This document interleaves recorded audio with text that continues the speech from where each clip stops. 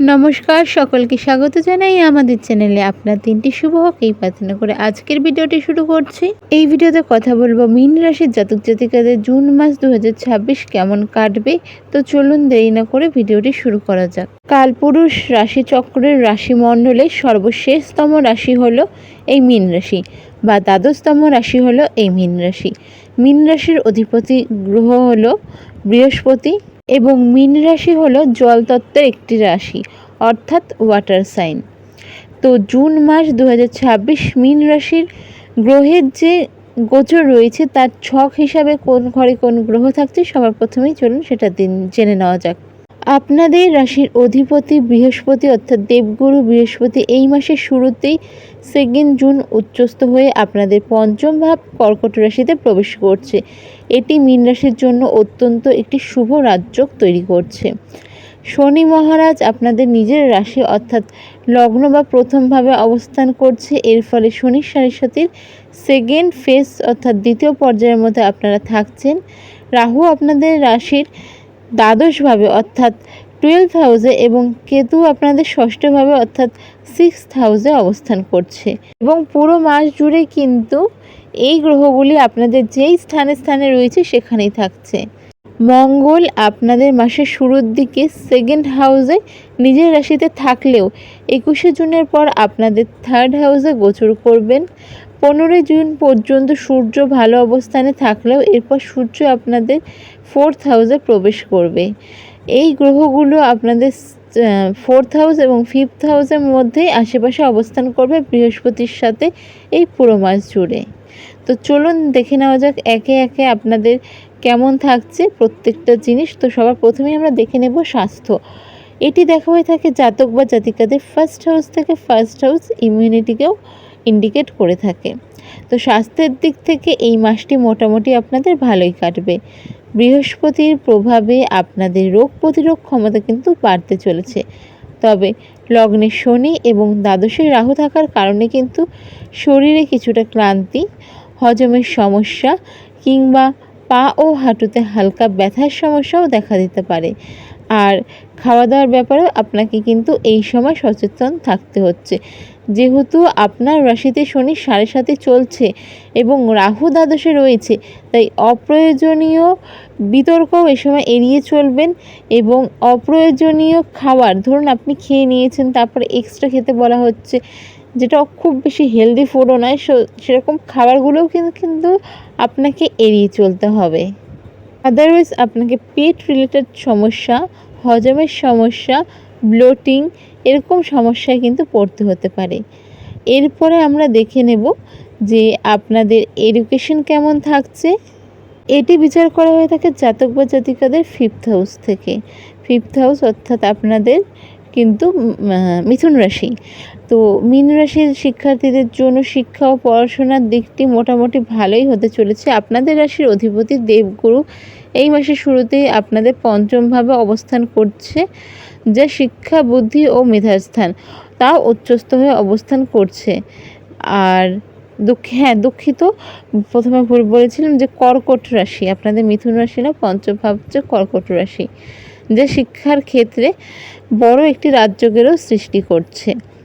পঞ্চম ঘরে উচ্চস্থ বৃহস্পতির প্রভাবে আপনাদের মনোযোগ বাড়বে, স্মরণশক্তি বাড়বে এবং শেখারও বহুগুণ ক্ষমতা বেড়ে যাবে। কঠিন বিষয়গুলিও কিন্তু সহজে আয়ত্ত করতে সক্ষম থাকছেন। যারা সরকারি চাকরি বা উচ্চশিক্ষার জন্য কোনো প্রতিযোগিতামূলক পরীক্ষার জন্য প্রস্তুতি নিচ্ছেন তাদের জন্য এই মাসটি কিন্তু ভালো আসতে চলেছে। বিশেষ করে 15 জুনের আগের সময়টা কিন্তু বেশি অনুকূল। যারা উচ্চশিক্ষার জন্য ভালো কোনো কলেজ বা বিদ্যালয়ে অ্যাডমিশনের কথা ভাবছিলেন, চেষ্টা করছিলেন, যারা পিএইচডির কথা ভাবছিলেন তারা কিন্তু শুভ ফল পাবেন। এই ক্ষেত্রে দ্বাদশ ঘরে রাহু থাকায় বিদেশে পড়াশোনার ক্ষেত্রে কিন্তু কাগজপত্রের কিছুটা জটিলতা হতে পারে। একটু ধৈর্য ধরলে এবং নিজের জিনিসগুলো যতটা চেষ্টা করবেন ঠিক করে নেওয়া, তাহলে কিন্তু সমস্যার সমাধানও হয়ে যাবে। লগ্নে শনির অবস্থানের কারণে কিন্তু মাঝে মধ্যে অলসতা ও মানসিক ক্লান্তি আসতে পারে। তার ফলে কিন্তু পড়াশোনার ধারাবাহিকতা বজায় রাখতে একটু সমস্যা হতে পারে। তো সেদিকটা আপনাদের কিন্তু ঠিক করে নিতে হচ্ছে। এরপরে আমরা দেখে নেব আপনাদের লাভ লাইফ কেমন থাকছে। আর এটাও কিন্তু দেখা হয়ে থাকে জাতক জাতিকাদের 5th হাউস থেকে। তো যদি বলা যায় যে এই মাসটি কেমন থাকবে, সেক্ষেত্রে বলা যায় যে মোটামুটি আপনাদের ভালো থাকছে, দুজনের মধ্যে আন্ডারস্ট্যান্ডিং থাকবে, ছোটোখাটো সমস্যা হতে পারে রাহুর প্রভাবে, আদারওয়াইজ মোটামুটি একটা ভালো সম্পর্কে থাকছেন। কিছু কিছু ক্ষেত্রে এই সম্পর্ক কিন্তু পরিণতির দিকে এগিয়ে যাওয়ার সম্পর্ক, এগিয়ে যাওয়া নিয়ে পারিবারিকভাবে কথাবার্তা, মাঙ্গলিক কোনো অনুষ্ঠান হওয়ারও সম্ভাবনা থাকছে অনেকের ক্ষেত্রেই। এরপর আমরা দেখে নেব যে আপনাদের ম্যারিড লাইফ কেমন যাবে। এইটা কিন্তু দেখা হয়ে থাকে জাতক বা জাতিকাদের 7th হাউস থেকে। সেক্ষেত্রে বিবাহিত দাম্পত্য যারা রয়েছেন তাদের জন্য এই মাসটি ভীষণ ভালো হতে চলেছে। অনেকের ক্ষেত্রেই যারা প্ল্যানিং করছিলেন ফ্যামিলির জন্য, চাইল্ডের জন্য, বেবির জন্য, তাদের জন্য এই মাসটা বেশ ভালো। উচ্চস্থ বৃহস্পতির কৃপায় কিন্তু তাদের ক্ষেত্রে তাদের মনের ইচ্ছা এই মাসে পূরণ হতে পারে। 15 জুনের পর প্রেম জীবনটা, মানে দাম্পত্য জীবনের মধ্যে যে ভালোবাসা থাকে, যে নিজেদের মধ্যে আন্ডারস্ট্যান্ডিং থাকে, সেই জিনিসটা আরও ভালো হতে চলেছে।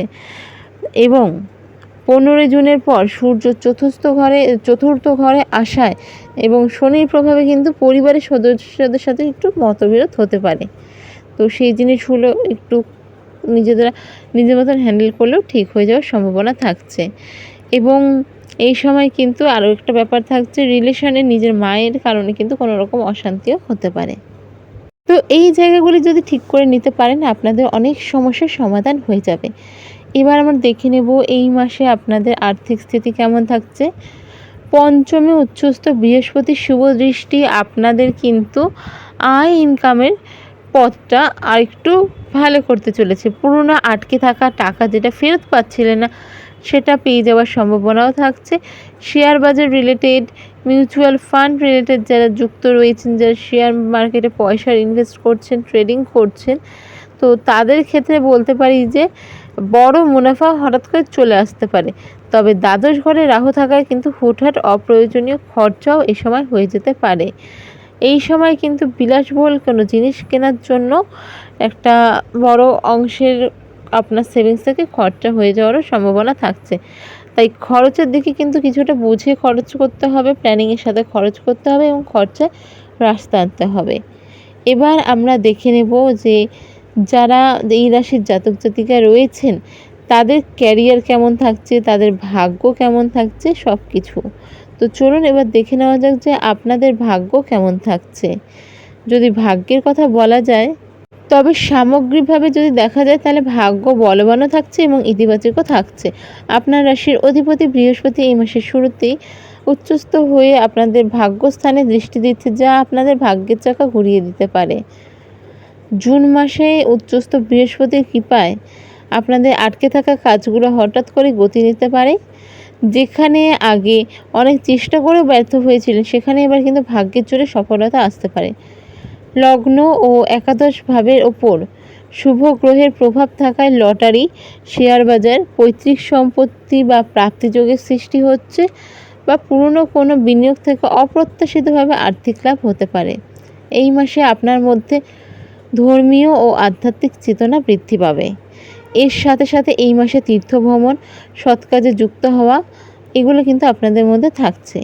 এবার আমরা দেখে নেব আপনাদের ক্যারিয়ার কেমন থাকছে। যারা সরকারি চাকরির সাথে যুক্ত রয়েছেন তাদের জন্য সময়টা কিন্তু বেশ ভালো। আপনার রাশির অধিপতি বৃহস্পতি পঞ্চমভাবে উচ্চস্থ হওয়ায় সরকারি চাকরিজীবীদের জন্য এই মাসটি ভালো হতে চলেছে, শুভ হতে চলেছে। দীর্ঘদিন ধরে আটকে থাকা কোনো পদোন্নতি বা নিজের পছন্দ মতো ট্রান্সফার এই মাসে হয়ে যেতে পারে। যারা সরকারি চাকরির প্রস্তুতি নিচ্ছেন বা প্রতিযোগিতামূলক পরীক্ষার প্রস্তুতি নিচ্ছেন জুনের প্রথমার্ধে, তাদের জন্য কিন্তু ভালো কোনো শুভ সংবাদ আসতে পারে। যারা বেসরকারি চাকরির সাথে যুক্ত রয়েছেন তাদের ক্ষেত্রে লগ্নে শনি থাকায় কর্মক্ষেত্রে কাজের দায়িত্ব ও চাপ কিছুটা বাড়তে চলেছে। তবে পঞ্চমস্থ বৃহস্পতির কৃপায় আপনার কাজে সঠিক মূল্যায়নও হবে। যারা চাকরির পরিবর্তনের কথা ভাবছিলেন তাদের জন্য মাসের দ্বিতীয় ভাগ বেশ অনুকূল। ভালো প্যাকেজ সহ নতুন কোনো কর্পোরেট বা নামী সংস্থায় যুক্ত হওয়ার সুবর্ণ সুযোগ আসতে পারে। তো সরকারি ক্ষেত্রেও সম্মান ও স্থিতিশীলতা এবং বেসরকারি ক্ষেত্রেও কিন্তু বেশ সুযোগ সুবিধা, বড় পরিশ্রমের মর্যাদা, কঠিন পরিশ্রমের মর্যাদা দুটোই পেতে চলেছেন। এবার দেখে নেব যারা ব্যবসার সাথে যুক্ত রয়েছেন তাদের কেমন যাচ্ছে। আপনার কর্মাধিপতি বৃহস্পতি পঞ্চমভাবে উচ্চস্থ হওয়ায় কিন্তু কর্মক্ষেত্রে দরুন বা ব্যবসার ক্ষেত্রে সুবর্ণ সুযোগ আসতে চলেছে। আপনার কাজের স্বীকৃতি মিলবে, আপনার যে এত বছর নিজের ব্যবসার প্রতি ডেডিকেশন সেটার স্বীকৃতি মিলবে। উচ্চপদস্থ কোনো ব্যক্তির দ্বারা এই সময় কিন্তু ব্যবসার ক্ষেত্রে ভালো কিছু লাভজনক কিছু এই সময় পেতে পারেন। বিশেষ করে যারা সৃজনশীল বা বুদ্ধিবৃত্তিক কাজের সাথে যুক্ত রয়েছেন, যে কোনো ধরনের কনসালটেন্সি চালাচ্ছেন বা নানান ধরনের ফার্ম চালাচ্ছেন, তাদের জন্য সময়টা ভীষণ ভালো। তবে শনি লগ্নে থাকা কাজের চাপ ও দায়িত্বও কিন্তু বাড়তে চলেছে।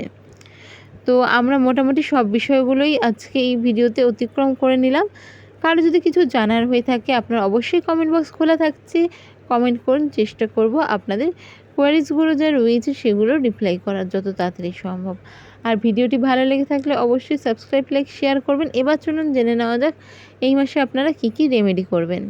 সবার প্রথমে বলবো, যেহেতু আপনার রাশিতে শনি সাড়ে সাথে চলছে এবং রাহু দ্বাদশে রয়েছে, তাই অপ্রয়োজনীয় বিতর্ক তো এড়িয়ে চলবেন। কিন্তু যে জিনিসটা করবেন সেটা হলো এই মাসে সন্ধ্যের পর বা সূর্যাস্তের পর আধা ঘন্টা হাঁটবেন। দ্বিতীয়ত, প্রত্যেক শনিবার যদি সম্ভব হয় কোনো শনি মন্দিরে গিয়ে বা কোনো মায়ের মন্দিরে গিয়ে নিজের থেকে মাটির প্রদীপে সরষের তেল নিয়ে প্রদীপ অর্পণ করবেন। এবং যে জিনিসটি অবশ্যই বলছি, মাসের শুরুতে যে কোনো দিন যদি শনিবার সম্ভব হয় ভীষণ ভালো হয়। আগামী শনিবার আপনারা গিয়ে নিজের ছায়াটা দান করে আসুন। আপনাদের শনি রিলেটেড যে যে সমস্যা ছিল এখানে আশা করি সব কিছু সমাধান পেয়ে যাবেন। এর সাথে সাথে আপনারা যেটা করবেন সেটা হচ্ছে প্রত্যেক মঙ্গলবার এবং শনিবার এবং যদি সম্ভব হয় প্রত্যেকটা দিন হনুমান চালিসার পাঠ করে বাড়ি থেকে বের হন। প্রত্যেক দিন কপালে একটা হলুদের টিপ পরুন। আপনার সামর্থ্য অনুযায়ী শনিবার দিন কোনো দুস্থ ব্যক্তিকে সাহায্য করুন। কোনো রকম খাবার হোক, কোনো রকম জামা কাপড় হোক, বা যে কোনো আর্থিক হোক বা যে কোনো ধরনের সাহায্য করুন। তবে এই জিনিসটি মাথায় রাখবেন, যারা খাদ্যবস্তু দিয়ে সাহায্য করতে চাইছেন সবসময় ভেজ জিনিস সেই সময় প্রোভাইড করবেন। তো এই রেমেডিগুলো আপনারা করুন। আশা করি প্রচুর ভালো থাকবেন। কিছু জিজ্ঞাসা করা হলে কমেন্ট বক্স খোলা থাকছে। দেখা হবে পরের ভিডিওতে। জয় শ্রীকৃষ্ণ, রাধে রাধে।